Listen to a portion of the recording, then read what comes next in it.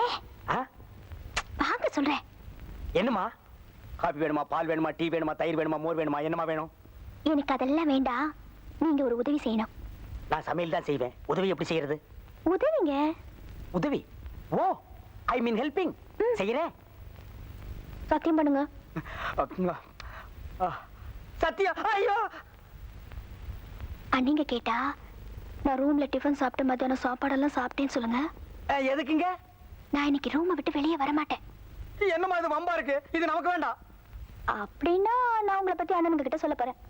நான் என்ன பண்ணேன்? என் கைய தொட்டு சத்தியம் பண்ணுங்கல்ல. ஐயோ வேணாமா. உன் கைய தொட்ட விஷயம் உங்க அண்ணனை கிட்ட சொல்லாத. மத்தவங்கன்னா ஒத்த மீச ஒத்த புருவத்தை எடுப்பாருங்க. என்னன்னா படுக்க வச்சு ஒத்த காதை கடிச்சு எடுத்துருவானுங்க. ஏற்கனவே ஒரு நாள்ல பாதி நேரம் உலகம் தெரியாம அலையிறேன். மீதி நேரம் ஒத்த காது இல்லாம அலையணுமா? உன் இஷ்டம் போல எது வேணாலும் செய்யுமா. இவ்வளவு நேரம் உங்ககிட்ட தனியா பேசுறது தெரிஞ்சது. பின்னால வந்து புடனையை கடிச்சாலும் கடிச்சு வச்சிருவானுங்க.